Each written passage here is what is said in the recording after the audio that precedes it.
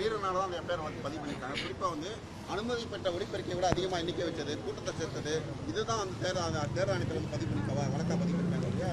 காவல்துறை மேற்கொண்டு குற்றச்சாட்டு முன்வைக்கிற எங்கேயுமே அதாவது தலைவர் மேலேயும் 5000 பேர் மேலேயும் எஃப்ஐஆர் ஃபைல் பண்ணதா இன்னைக்கு நியூஸ்ல பாத்துட்டு இருக்கேன்.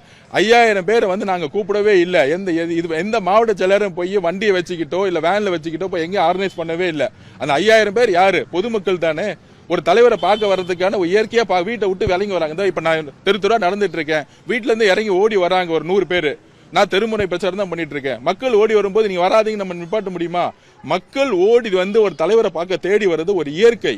ஆனா அந்த இயற்கையான சம்பவம் மு.க. ஸ்டாலின் அவர்களுக்கு கிடையாது. அவருக்கு இயற்கையாக மக்கள் கூட்டம் கிடையாது, காசு வச்சு கூட்டிட்டு வராங்க. அந்த ஒரு பொறாமையோட உச்சபட்சத்துல தான், அந்த பயத்தோட உச்சபட்சத்துல தான் காவல்துறையை வச்சு எங்க தலைவர் விஜய் அவர்கள் மேல எஃப்ஐஆர் ஃபைல் பண்ணி கூட இருந்த பொதுமக்கள் மேல எஃப்ஐஆர் ஃபைல் பண்றாங்கன்னா இது எந்த மாநிலத்துமே நடக்காது. ஆக்சுவலா அந்த அளவிற்கு மு.க. ஸ்டாலின் சார் அவர்களும் திமுக காரங்களும் எங்க தலைவர் விஜய் சார் மேல ஒரு எஃப்ஐஆர் ஃபைல் பண்றாங்கன்னா எந்த அளவிற்கு பயத்தோட உச்சகட்சம். இன்னைக்கு இபிஎஸ் அதிமுக பொதுச்செயலர் இபிஎஸ் அவர்கள் எல்லா இடத்துலையும் பிரச்சாரம் பண்றாரு. அவர் மேல ஏதாவது எஃப்ஐஆர் போட்டிருக்காங்களா? அவர் ஃப்ரீயா பிரச்சாரம் பண்ணிட்டு இருக்காரு. ஏன்னா அவங்களுக்கு இபிஎஸ் அவர்கள் ஒரு காம்படிஷனே கிடையாது, ஒரு போட்டியே கிடையாது. எங்களுடைய தலைவரை பார்த்து தான் மு.க. ஸ்டாலின் அவர்களுக்கு பயம். அதனாலதான் அவர் மேல எஃப்ஐஆர் போட்டிருக்காங்க. இந்த மிரட்டல்களுக்கெல்லாம் எங்க தலைவரும் சரி எங்க கட்சியும் பயப்படாது. மக்களுக்கு நாங்க உண்மையா இருப்போம், நேர்மையா இருப்போம், நம்பிக்கையா நாங்க எங்களுடைய பயணத்தை தொடருவோம். எங்க ஒன்னே ஒண்ணு புரிஞ்சுக்கோங்க, எல்லா கட்சி தலைவரும் பிரச்சாரம் பண்றாங்க, பின்னாடி யாருமே போறதை ஃபாலோ பண்ணி போறது இல்ல.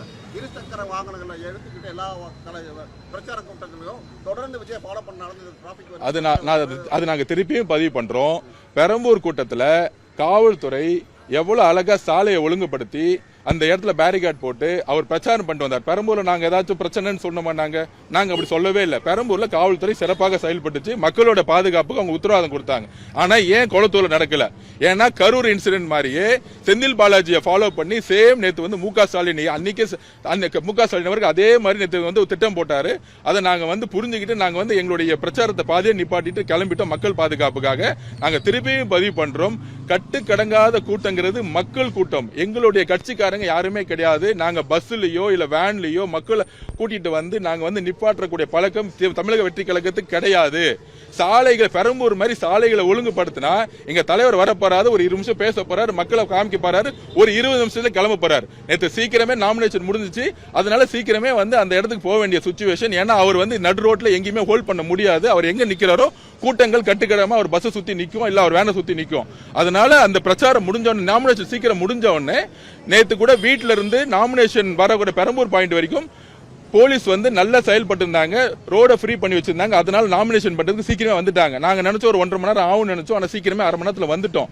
ஆனா பெரம்பூர்ல இருந்து கொளத்தூர் முதலமைச்சருடைய தொகுதிக்குள்ள போறதுக்குள்ள பல்வேறு பிரச்சனைகளை நாங்க எதிர்கொண்டோம். ஏன்னா அது முதலமைச்சர் மு.க. ஸ்டாலினோட தொகுதி, அந்த தொகுதிக்குள்ள அவர் தோத்துருவாருங்கிற ஒரே பயம். அதனாலதான் காவல்துறை முடக்கப்பட்டது. இதை ஒரு தலைபட்சமா இருக்குன்னு உங்க மீடியாவே நேற்று லைவ்ல காமிச்சாங்க. எங்கேயுமே ஒரு இடத்துல கூட காவல்துறை கிடையாது, உங்க மீடியாவே சொல்லியிருக்கு. அதுக்கப்புறம் அந்த தவறு செஞ்சுட்டு இன்னைக்கு எங்க தலைவர் விஜய் அவர்கள் மேல எஃப்ஐஆர் ஃபைல் பண்ணி கேஸ் ஃபைல் பண்ணிருக்காங்க. பொதுமக்கள் மேலேயும் கேஸ் ஃபைல் பண்ணிருக்காங்க. அதுக்கு இந்த தமிழக மக்கள் தக்க பாடம் கொடுப்பாங்க. தேங்க்யூ. எந்த மாற்றமும் கிடையாது.